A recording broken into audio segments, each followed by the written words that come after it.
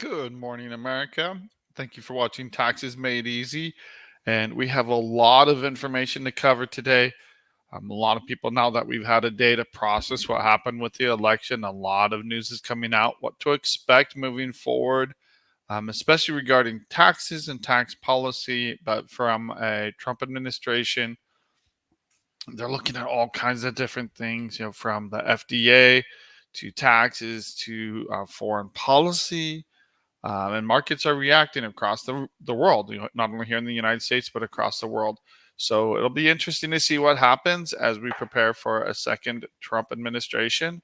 And again, that's going to be a lot to prepare for and to plan for. So um, some things will stay the same or largely stay the same. And we're going to cover those for you today as we go through the news and the tax plan. So stay with us.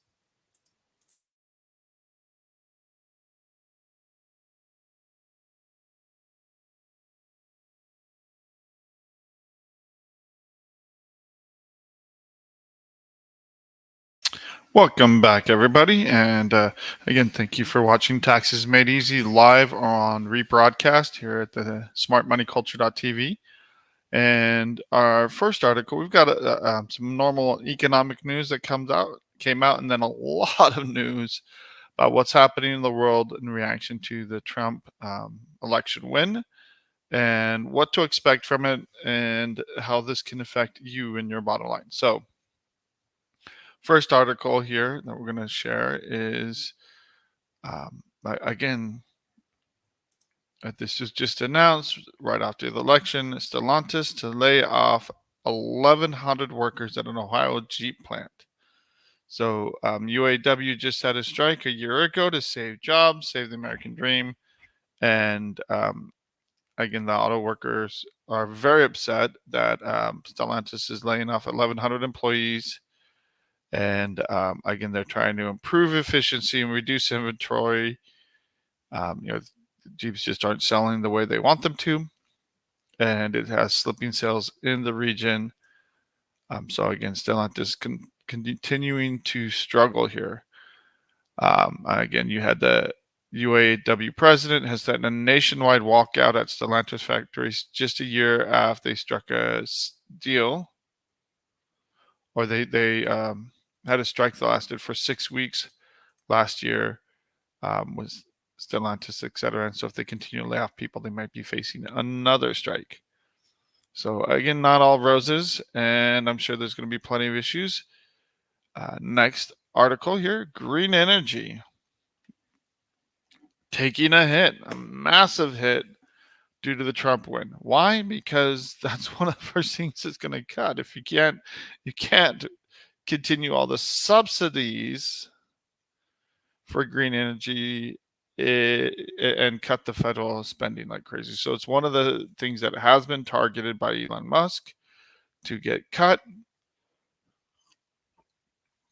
Excuse me, I'm just thirsty.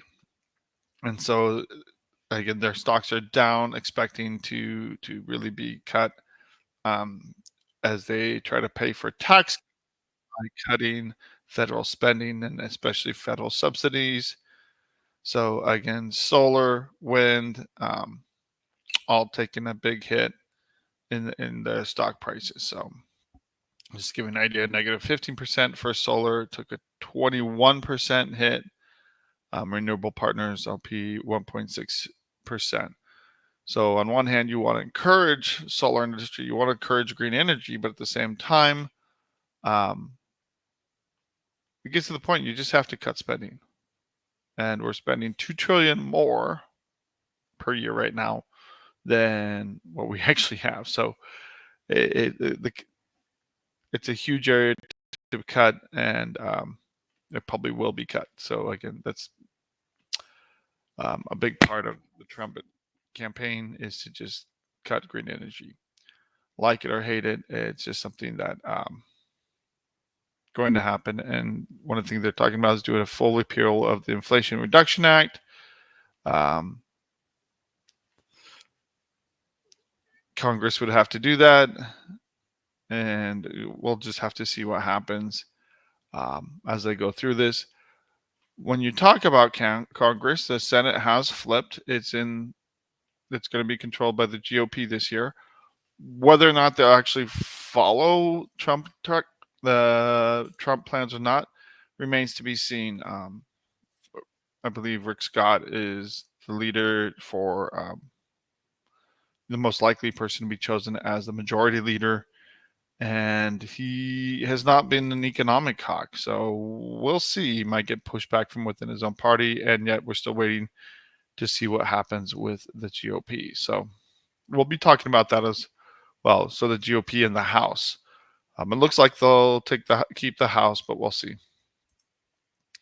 So plenty of articles like this. What happens now that Trump is president-elect? This is from the Washington Examiner. It goes to a matter of factly, which is why I like that. Chose to review this article. And you have a 75-day transition period ahead. And then he'll be inaugurated on January 20th. First thing now is to figure out how to fill 4,000 government positions. These are all political appointees. You have to fill out his cabinet, Secretary of State, other cabinet positions. About 1,200 require Senate confirmation. And if they have a majority in the Senate, which it already looks like they will, I think those races have already been called. It should be pretty easy to get those appointments through. Again, you have security will probably stay the same, if not step up, as he's the president-elect. Again, security was already increased after, as everybody knows, the assassination attempts on his life, and then he'll get full presidential security once he becomes president. So just a few things there. The next article, again, stocks are up. So green stocks are down, but overall, crypto, Bitcoin, and stocks in general have jumped. So again, jumped nearly 8% in trading, climbing above 75,000 and smashing the previous record set in March. Other cryptocurrencies also soared as Dogecoin going up 18%, and Elon Musk has been very favorable towards cryptocurrency. Trump has come out and promoted cryptocurrency, and also argued that the United States should be involved in it. We'll see what happens with this. Here it mentions that Trump previously a crypto skeptic, but has changed his mind, ahead of the election, going into the election. He pledged to make America the crypto capital of the planet, and he wanted to create a strategic reserve of Bitcoin. Not so sure about that myself. So again, it's just very volatile. It's up 77% this year. But we'll see what happens long term with it. Will that last? And the important thing is you always want to buy low, sell high, but it's definitely going up. And again, Trump is going to pursue a light touch as far as regulation on the crypto industry, which will allow for more growth. But if that's the right move or not, we'll see. Not all currencies are doing so well, though. And what I think is a good result, Iran's currency craters to historic low following Trump's victory. So this has national security implications. The more their currency craters, the less money Iran has to fund terror. So, and it is trading against the dollar at, I believe, 703,000 Iranian reals to one American dollar early Wednesday. And again, this is a steep drop in their value. And again, Trump the first time around leveled harsh new sanctions on Iran, and they expect them to enforce active ones and punishment for what they've been doing for the last year. We would not have Gaza. We would not have Hezbollah. We would not have the Houthis. We would not have all of the craziness going in without Iran being able to fund all of it. So you've had a huge issue here. So as the Iranian rial has tanked, the American stock market surged. The Dow jumping up more than 1,300 points, NASDAQ by 430, and when Trump was president the first time around, he decimated Tehran's economy with sanctions using a maximum pressure campaign. Biden-Harris campaign went the other way to try to get Iran to get back into the 2015 nuclear accord pushed and by Obama, never approved by Congress. And they were given access to $100 billion in cash resources. I think we all know what they did with that $100 billion in cash resources. They funded all the terror proxy wars that have started and wreaked havoc in the Middle East. So Iran has already promised a crushing response to their month. But again, what's going to happen now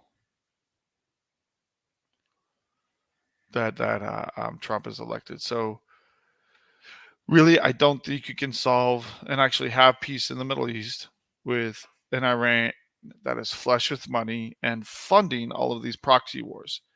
If the Gazans and the people in Hezbollah and the Houthis don't have money to buy rockets from Iran,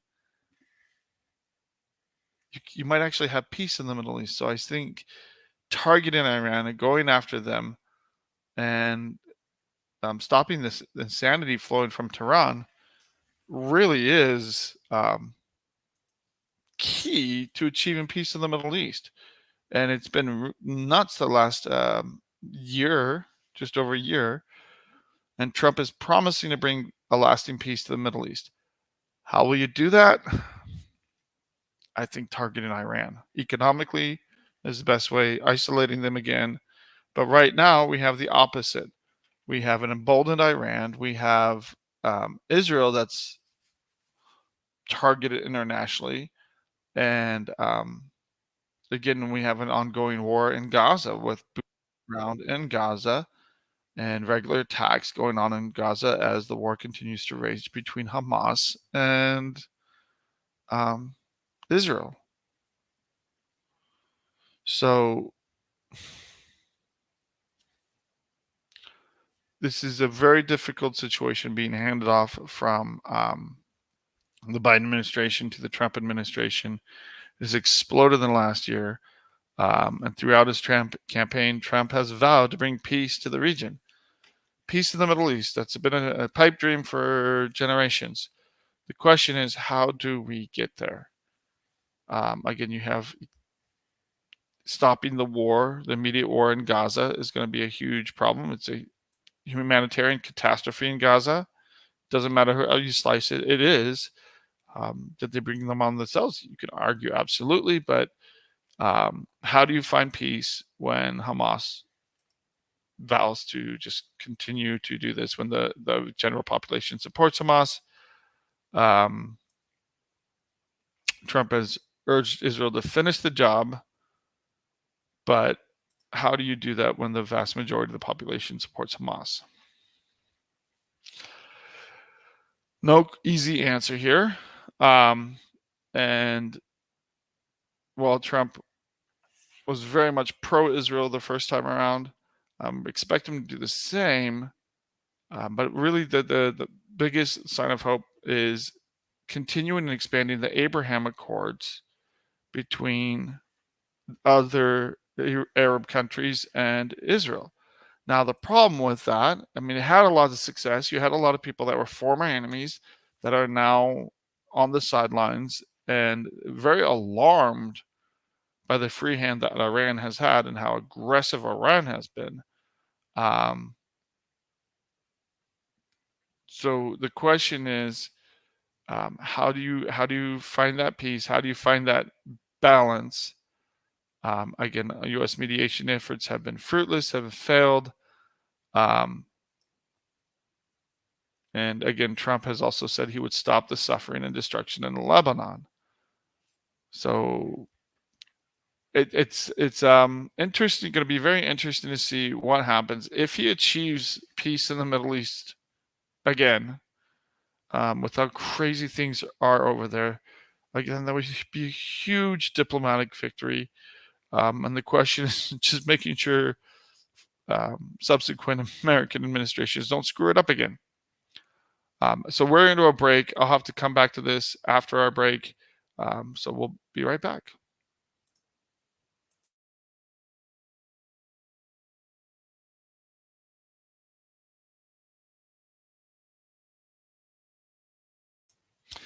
Yeah, sorry, I went a bit over on the last article here, just focusing on Trump and the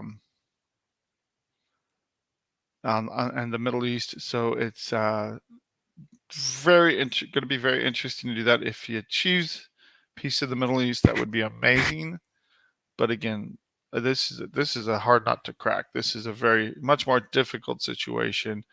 I think his best option here is to go after Iran and target their economy, maybe even use military strikes to severely damage their ability to produce oil.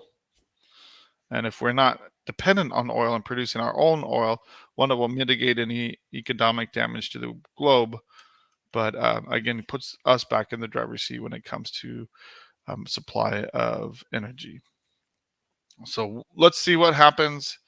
Um, Again, it's a real tragedy to see these wars breaking out, and hopefully that gets addressed. Um, Also, he's talked about ending the war in Ukraine. Let's see what happens. He doesn't have a magic wand to just solve things around the globe, but we have seen wars break out in the last 4 years, whereas under his first term we had general peace. So let's see what happens with that. Next article. Again, South Korea fines Meta for 15 million for illegally collecting information on Facebook users. They got smacked and had a very hefty fine in Europe for doing this exact thing. South Korea just hit them with the fine, and again, beware other internet social media or social media platforms, because it's just they're probably guilty of a lot of the same violations. So again, you've been increasing the scrutiny of others such as Instagram, WhatsApp, and again, it has been a 4-year investigation by South Korea. So, and they shared their data with about 4,000 different advertisers. And again, this creates a lot of privacy concerns using social media. So be aware of that. One of the biggest consequences of the election, and there's a lot of criticism, a lot of people pointing out that, hey, Trump was very invested in making sure he won because of all the litigation against him, all the criminal cases, the civil cases. Now that he's won, first of all, the Justice Department is going to be in for a huge shakeup, and they're going to wind down all of the criminal cases ahead of the inauguration. So, longstanding policies prevent the DOJ from prosecuting a sitting president. Again, if you're going to prosecute a sitting president, the method to do that is impeachment. It's not through their own DOJ. So again, this is something that they understood before filing all of this. A lot of people would say, look, this is has been a huge issue and interference with the presidential election. But again, they're all stepping back from this, and they're going to be wound down. So this has come out from the DOJ, Biden DOJ, as well as special prosecutors. So going right along with this, interesting article here from PJ Media. New York Attorney General Letitia James has been going after Trump as much as anybody. They did get a conviction on a civil trial, banned him from doing business in 3 years, hit him with a fine of, I think it was 340 something $million with interest and penalties. It was over 400 million. That got reduced drastically. Again, this is the whole issue with the bond. The bond was so high they couldn't even get anybody to post a bond that high, and so yeah, it was a 354 million penalty by Justice Arthur Engoron. Um, and so this is absolutely unprecedented. This is being appealed. Let's see what happens on appeal. They have a Manhattan criminal jury sentenced him on 34 felony charges of falsifying business records having to do with his dealings in New York. I think this is really going to hurt New York. There's so many realtors and executives and professionals that are saying, look, everybody does what Trump is accused of doing. It's just normal how business is done. It's like when you're going in, you always overinflate your position to start a negotiation. That's just negotiation 101, and everybody does it, but yet they're going after Trump for it. So a lot of this is going to be either dropped or, again, it's still being handled in appeals, but anything coming from the federal level is going to be dropped. You have special counsel Jack Smith has also come out and said they're going to be dropping all of that, and also halts the prosecution facing in Georgia for his 2020 election interference or election interference. And that has its own problems as well. So essentially, it's going to stop a lot of the lawfare going on and all of the court cases against President Trump. And I think help us move past this insanity. So really the core of this is Letitia James coming out. If he tries to come after us in retribution for everything they've done, they're willing to fight him tooth and nail.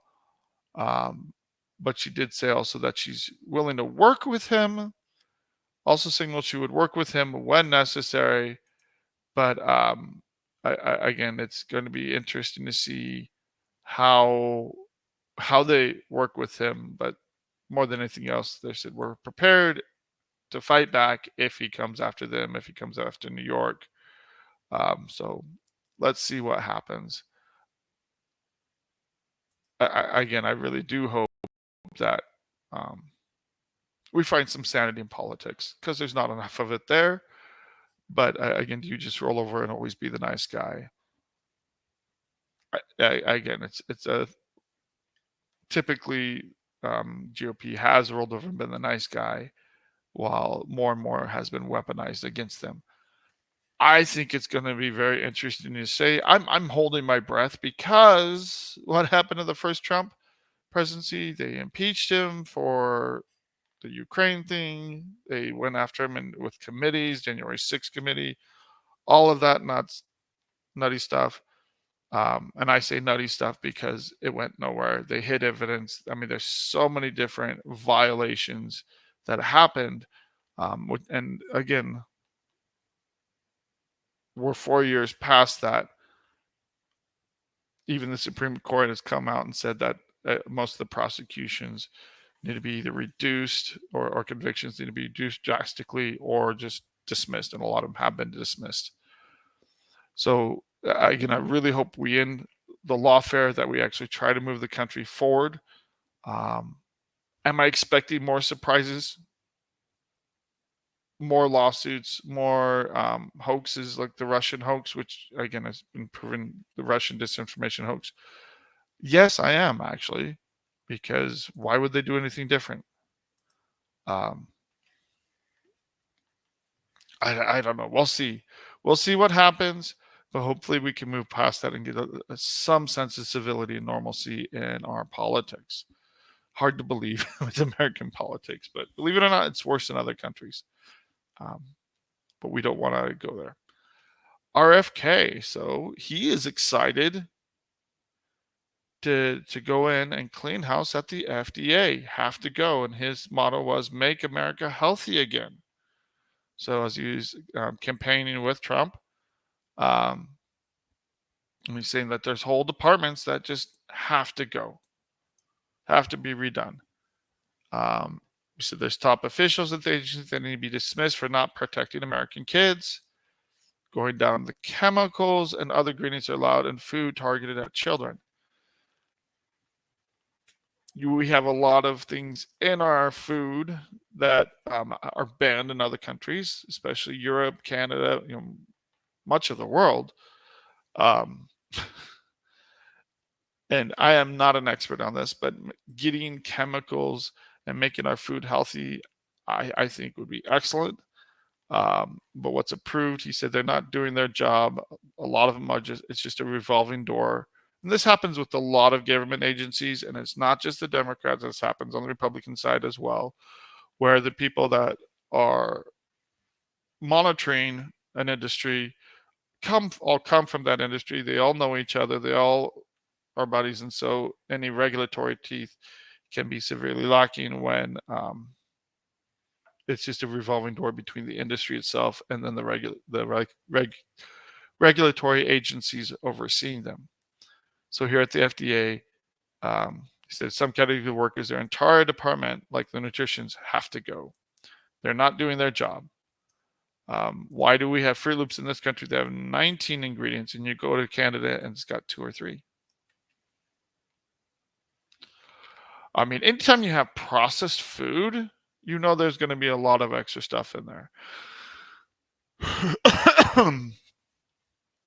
But his point is, he said, I can get the corruption out of the agencies. I've sued all those agencies, he said, and going after them to make them function the way they should can be, I think it can be commendable to improve the quality of food that we have here in the United States. So we'll see what happens here and what kind of changes RFK has in store for us. So moving on, we're going to dive a bit more into some of these next articles. Diving into, this really is the last article and main topic of the day, what a Trump presidency means for the 2025 tax fight. So the 2017 Trump tax cuts, the TCJA, so most definitely going to be extended, if not made permanent. And it all depends on how it happens. So this article was written yesterday.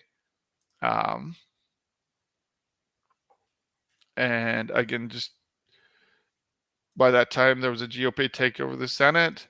We don't have a final decision on the House, but it does look like the GOP will keep the House as well. So,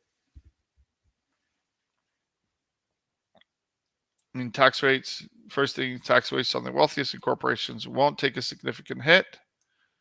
If anything, there'll be tax cuts. And again, it's still unclear if Democrats will have any lever of power, if they will be able to, if they will control the House or not. Right now, it looks like they won't. So again, this is just, we still have a lot of races that are very, very close and still being decided. So what happens to expiring provisions in the Trump's 2017 tax law? They will almost all definitely be extended. They will seek to preserve and extend as much as possible those laws. There are some things that they are looking to tweak. Again, he handed out campaign vows like candy. Both parties did. But let's see how much will actually get put into law, how much can we actually afford. So there's the promise to exempt taxes on tips to restaurant workers and other tipped industries, exempt car debt from taxes for auto executives. So make sure as people can write off the interest on car debt. That used to be an exemption. It's been removed and it hasn't been there for quite some time. I mean, a lot of people do own vehicles. When you purchase vehicles, it's something that most people get. It is a huge expense, and that has gone up. Excuse me. Trump has mentioned lowering the corporate rate even further to 15%. Well, this sounds good, and it's all going to cost lots and lots of money, trillions of dollars, according to budget estimates. And then you have the SALT cap. So the deduction for state and local taxes.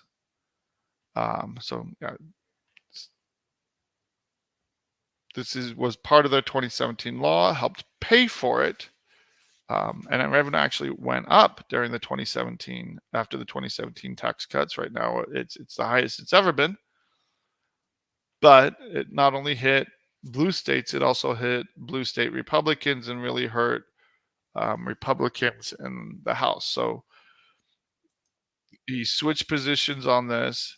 The reason they did it is that other Republicans are saying it subsidizes overspending in Democrat-leaning states and has red states pay for it because people are paying too much in taxes in blue states, but that's their government has done that. So on principle, I'm not a fan of removing the SALT cap. Again, you need to. Why should the rest of the country support and subsidize the biggest states, and or the states with the biggest cities that overtax their people or have really high taxes? Doesn't make a lot of sense to me. Again, we're subsidizing and encouraging those states to continue with their high tax policies.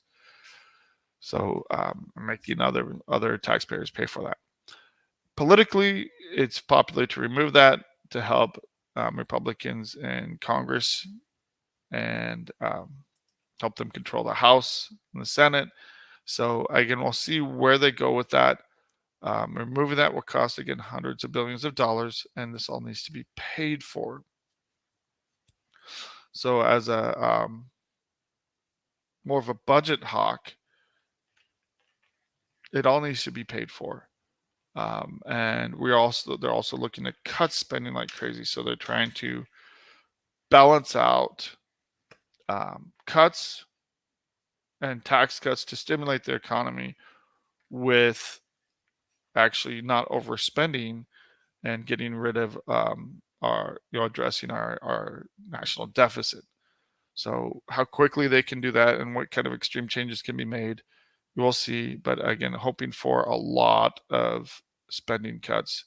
They're going to have to do that to get and actually pay for these and not explode the budget. So, I mean, the budget's already been exploding, but not make it worse. So, and actually improve this situation. So how do you move the tax legislation when Congress is divided? First of all, you have two major obstacles: the filibuster, and then you have can they get it through the House? Currently, so if you just look at the current numbers, and it gets not decided yet, you have the House. I'm just going to share this tab real quick. It is split 205 to 190. You need 218 to control it. Again, the Democrats are 28 seats away, and I'm not even sure if there's 28 seats still of.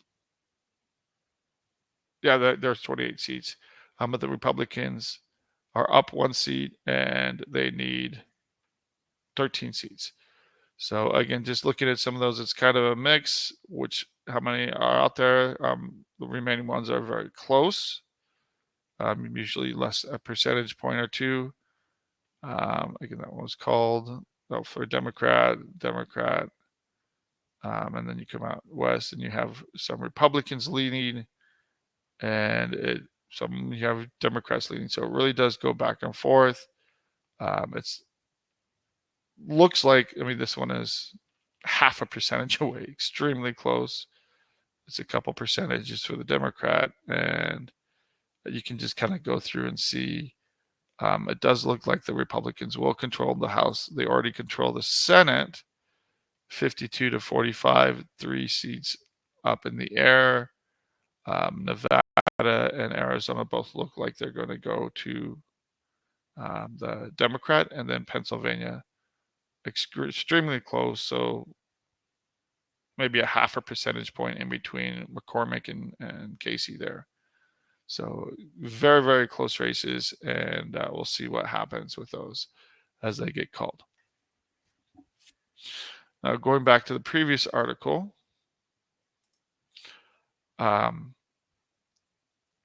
if and again they all of this is based on the role of the House. Will really determine if Republicans can move forward with this, or will they have to sit there and negotiate with the House to try to get things done. They can use budget reconciliation rules to avoid the filibuster and say, look, we're just extending what's already in place and pushing it out. I don't like that.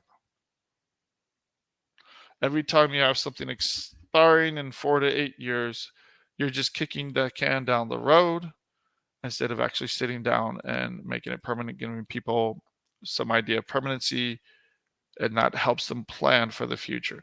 Yes, can a new Congress and new president change the rules, change the tax legislation? Yes, but by setting things that they sunset or expire, while it makes it easier to pass legislation, it makes it less reliable. Again, if the election went the other way, all of the TCJA rules would expire and go away. So, big question. Oh, and we're into another break, so we will be right back after this break.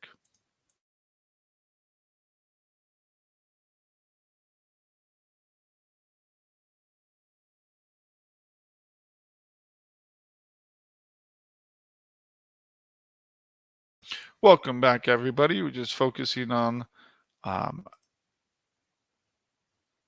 how can Congress pass this and the benefits. Really, it would be ideal for them to pass the law following the law rather than doing extensions. Again, it's better to have a bad law that is predictable so you can plan for it than to have sunsets, things expiring. Businesses need to plan long term. And again, they make orders, they invest money, and every time we have an election, to have huge swings in public policy. I mean, you're going to have a new election setting different policy throughout, but again, there was a huge difference here, and people really couldn't plan until the election happened. So a lot of people held off, businesses held off. I know individuals throughout the country held off, not sure what to do until after the election because there was such a divide and difference in policies between the Harris and Trump campaigns. If we have laws that aren't expiring, again, it just makes it easier for people to plan long term in the future and assume that things aren't going to change so much. So, how are you going to pay for extension of the tax law? 2 ways. And they don't mention the first in here. Cuts. You have to cut federal spending.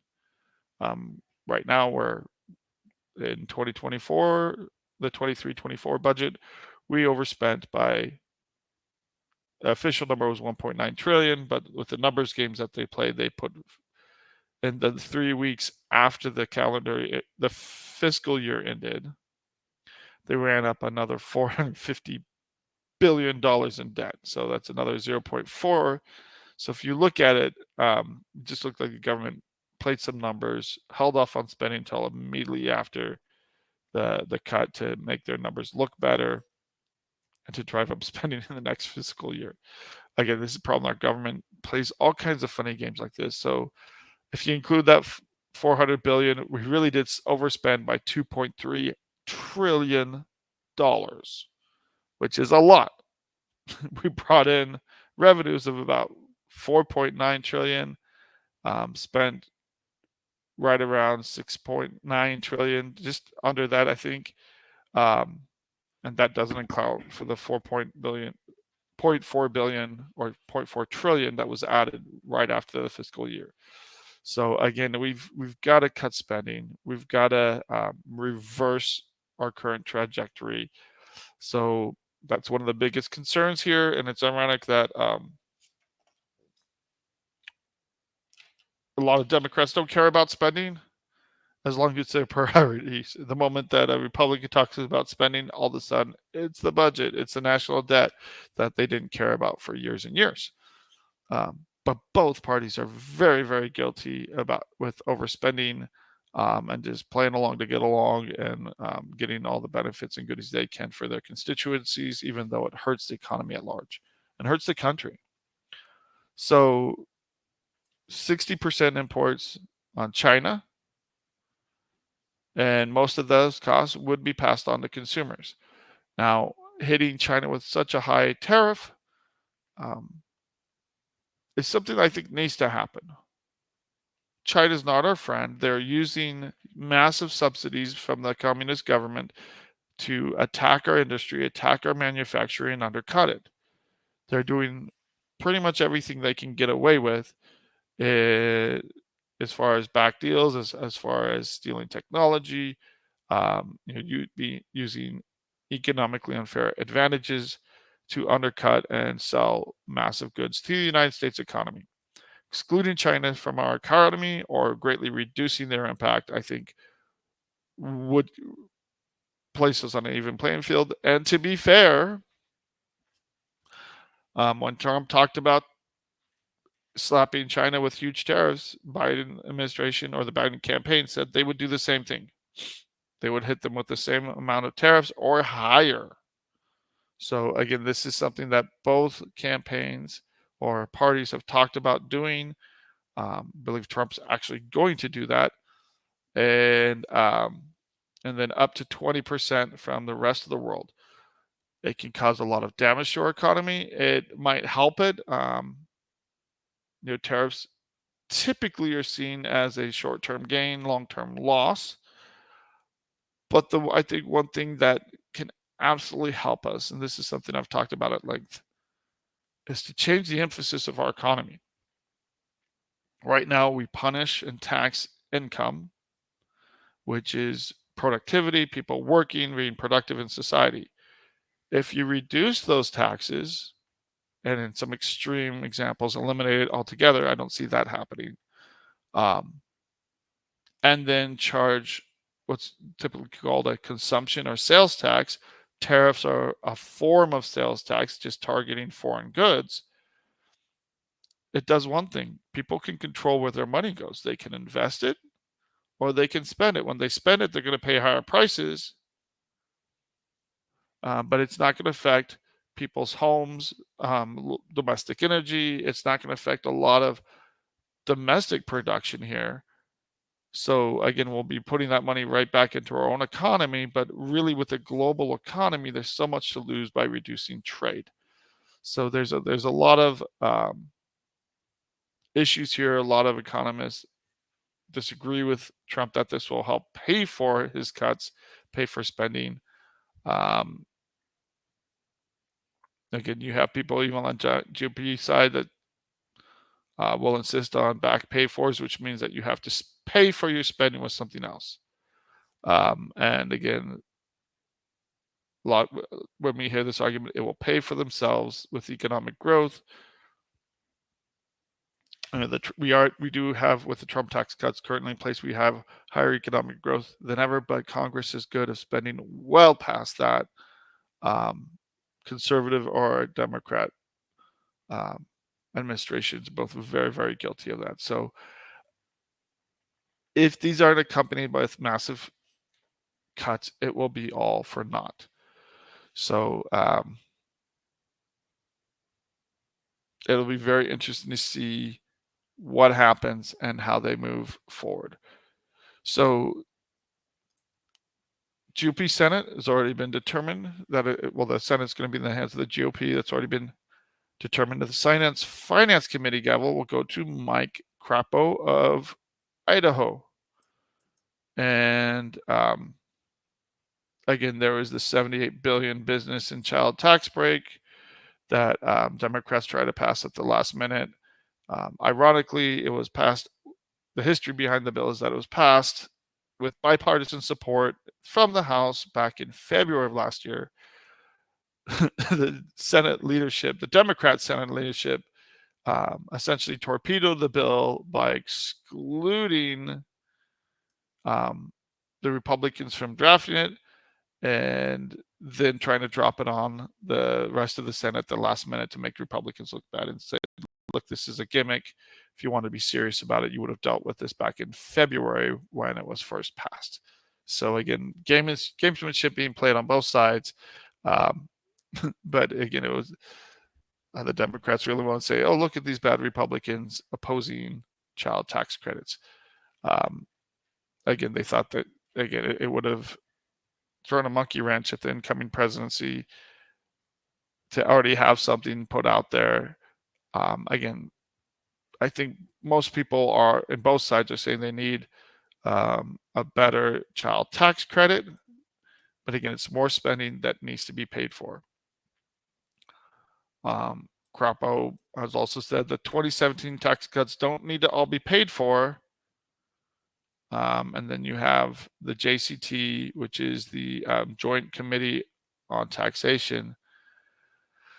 Coming out of the Congress is scorekeeper, the JCT. We'll see what happens. The JCT scores it, and they're not always correct. Everybody thought the Trump tax cuts would sink the budget, cost us so much money, brought in more revenues than ever. But the problem is Congress just spent more than ever. So, and they're estimating that the law will cost $4.6 trillion over a decade, which doesn't make sense because we have more revenue than ever with it in place.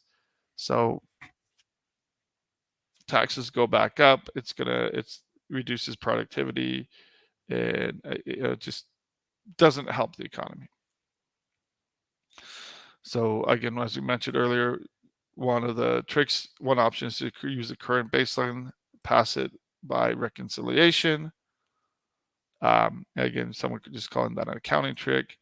But again, the numbers coming through from the government and how they rate things are not always accurate. So that's the end of that article. And just kind of want to go over the last few minutes. We have about 4 or 5 minutes left. Recommended approaches here. You don't have to be a political junkie to just follow, and keep an eye on what Congress is doing. And again, the gamesmanship being played, that stuff most people don't know about, don't learn about.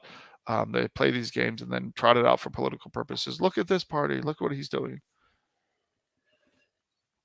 We have a local state senator here that I think won.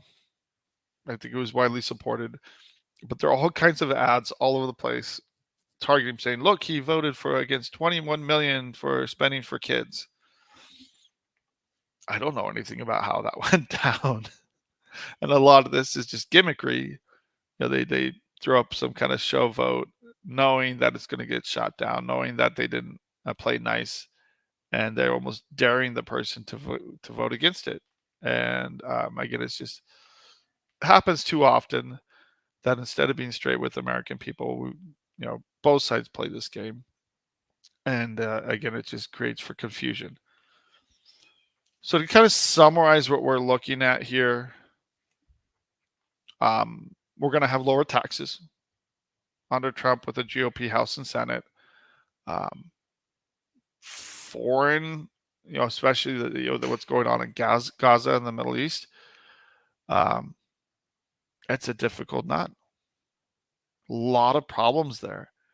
If Trump can tackle that and establish peace in the Middle East, oh my goodness. He didn't get much credit for the Abraham Accords, but I think a lot of people sat down and said, look, it was peaceful during Trump. He did set a lot of things. Granted, COVID was right in the middle of this. Nobody was going to war right in the middle of COVID. But I think there's no solution in the Middle East unless you really tamp down and control Iran. And the best way to do that is to sink their economy. If they're starving for money, they can't be affording missiles for the Houthis and everywhere else. And I think using aggressive action to root out some of those areas can be very helpful. Again, this idea of ships being targeted. We had a missile that came within a few hundred yards of one of our carriers recently, which would be a huge coup to the Houthis if it was able to hit one of our carriers with a missile. So anytime or any warship that would be hit. So again, there's a lot of instability. It's costing the globe. It's costing individuals and driving up prices. And I think a lot of this is establishing greater peace throughout the globe, reining in China, and we have to get our own financial house in order. So again, we have all these articles. The biggest thing out there, I think, is cutting. Trump is the Harris campaign did not talk about actually cutting spending at all because they were the ones that did it under the Biden administration. But let's see how serious Trump is in cutting spending. That is the least talked about action because it's not very popular. Whenever you talk about cuts, everybody says, "Oh, if you're going to cut me, you're going to hurt government employees." Everybody connecting to them, everybody feeding at the trough is going to scream bloody murder. I would love to see the government get out of most subsidies, just get out of the economy, picking winners and losers. And I think the economy would thrive when you get the government out of the picture. Again, the more freedom you have, the more the economy can just work. The more people can go out and create businesses, thrive, and small business growth really is the engine of American growth and prosperity. The more regulations you have, the more hoops you have to jump through, the harder you make it for small businesses. So again, love to see a lot of prosperity, but we have to have cuts to go with it because it doesn't matter how much we grow if we just keep spending like drunken sailors. So I'd love to see a lot of the spending from COVID cut to the bone. And that way, people talk about saving Social Security, Medicare. To save it, you have to cut the spending. You have to cut the waste and get our fiscal financial house in order. People could talk about shoring up our military. Hard to shore up our military when we're overspending. And again, we're spending to see our national debt actually go down. I don't think we'll see that anytime soon, but to at least stop it from increasing would be huge. I think currently we're over 36 trillion in debt and climbing every second. So for our future, I really do have my fingers crossed. Hope that we're able to get our fiscal house in order, and that will allow for individuals and businesses to get their fiscal house in order as we plan for our future, plan for our finances, and taxes is a huge part of that. So again, if you have any questions, just give us a call, 520-485-7371. We'll help you get on track for you and your family. Have a great day, and we'll see you tomorrow.